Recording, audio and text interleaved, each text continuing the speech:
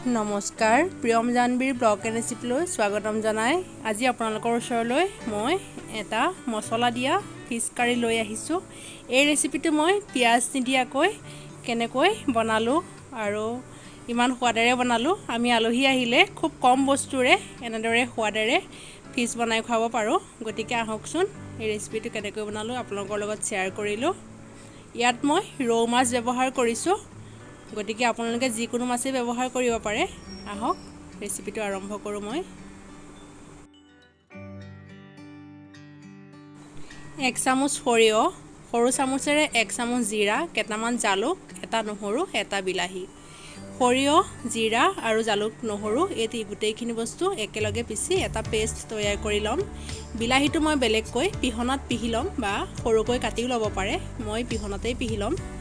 আহক এতিয়া আমি এইখিনি তৈয়াৰ কৰি লওঁ আৰু মাছখিনি ফ্ৰাই কৰোঁ।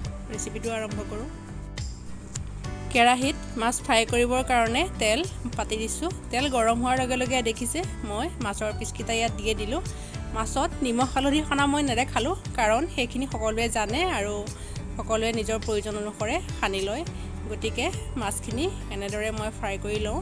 মাছখিনি ফ্ৰাই কৰাটো মই বৰ বিশেষ দেখাই নাথাকোঁ, খালি কিমানখিনি জোখলৈকে ফ্ৰাই কৰিছোঁ সেইটোহে মই দেখাম। এয়া অলপ সময় পাছতে মই মাছৰ পিচকেইটা লুটিয়াই দিছোঁ।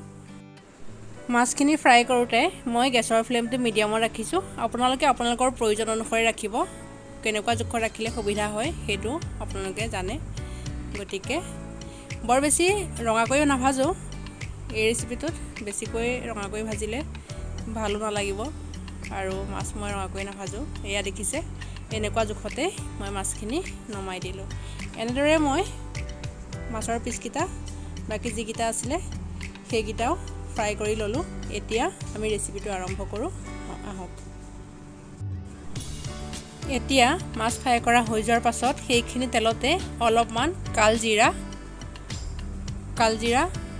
আৰু অলপমান দীঘলীয়াকৈ কাটি লোৱা আদা মই ইয়াত পিচি ব্যৱহাৰ কৰা নাই, কেইটামান কেঁচা জলকীয়া। গেছৰ ফ্লেমটো একেবাৰে কমত ৰাখিব, কাৰণ ইয়াত এতিয়া শুকান মছলা দিয়া হ'ব, নহ'বা মছলাখিনি জ্বলি যাব। 1 চামুচ কাশ্মীৰী জলকীয়া, এইটো কালাৰৰ কাৰণে ব্যৱহাৰ কৰা হৈছে। এই জলকীয়াটোত জ্বলা নাই। প্ৰয়োজন অনুসৰি হালধি।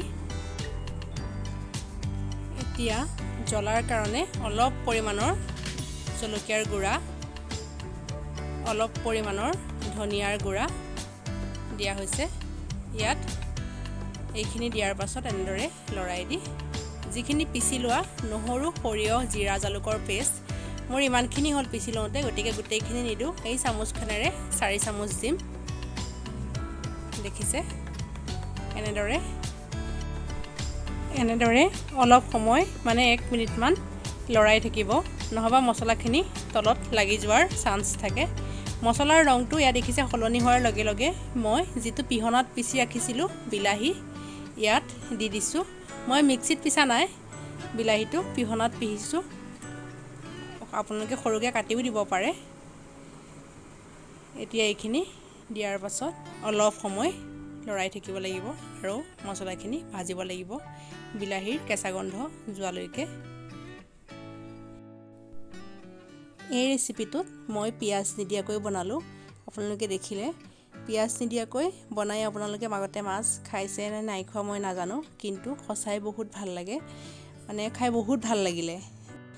মই যেনেকৈ বনাইছোঁ এবাৰ আপোনালোকে এনেকৈ ট্ৰাই কৰি চাব, তেতিয়া গম পাব সঁচাই বহুত ভাল লাগে পিঁয়াজ নিদিয়াকৈ বনাই খাই। এতিয়া মই ইয়াত প্ৰয়োজন অনুসৰি নিমখ দিছোঁ। নিমখ দিয়াৰ পাছতো এইখিনি মই অলপ সময়ৰ কাৰণে ভাজি ল'ম। বিলাহীৰ নহৰুৰ কেঁচা গন্ধ নোযোৱালৈকে মই এয়া দেখিছে মছলাৰ পৰা তেলবিলাক ফুটি ওপৰলৈ উঠি আহিছে। এনেকুৱা সময়ত গেছৰ ফ্লেমটো একেবাৰে ল' কৰি ৰাখিব লাগে, নহ'লে মছলাটো ফুটি বেছি ওপৰলৈ উঠি আহে গেছৰ ফ্লেমটো হাই থাকিলে। গতিকে গেছৰ ফ্লেমটো ল' কৰি ৰাখি 3-4 মিনিট সময় মছলাটো এনেদৰে লৰাই ভাজি ল'ব। মই এনেদৰে ঢাকন লগাই দিয়া নাই, 3-4 মিনিট সময় গেছৰ ফ্লেমটো একেবাৰে ল' কৰি ৰাখি এয়া ভাজি লৈছোঁ। মছলাটো যিমান ভাজিব মানে তৰকাৰীখন সিমান সোৱাদৰ হয়। মছলাটো ভালদৰে নাভাজিলে তৰকাৰী এটা কেঁচা গন্ধ আহে। গতিকে এয়া আমাৰ ভাজা প্ৰায় হৈ গৈছে এই মছলাখিনি এতিয়া এনেকুৱা সময়ত আমি ইয়াত পানী ব্যৱহাৰ কৰিম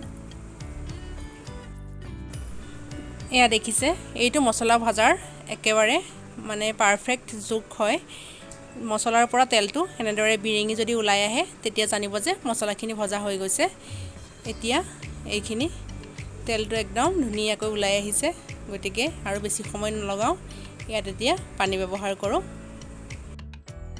এতিয়া মই প্ৰয়োজন অনুসৰি ইয়াত আধা লিটাৰ মগটোৰে এমগ পানী দিলোঁ আপোনালোকে আপোনাৰ প্ৰয়োজন অনুসৰি দিব পাৰে মানুহ অনুযায়ী কিমানজনে খাব গতিকে মই যেটো ৰেচিপি বনালো এই ৰেচিপিটো 4জন মানুহৰ কাৰণে একদম পাৰফেক্ট হয় গতিকে এয়া মই পানী দিলোঁ পানীৰ উতল অহাৰ লগতে এয়া মই মাছৰ পিচকিটা দি দিলোঁ কিন্তু পিচকিটা দিওঁতে কেমেৰাটো অফ আছিল কাৰণে দেখুৱা নহলে এয়া দেখিছে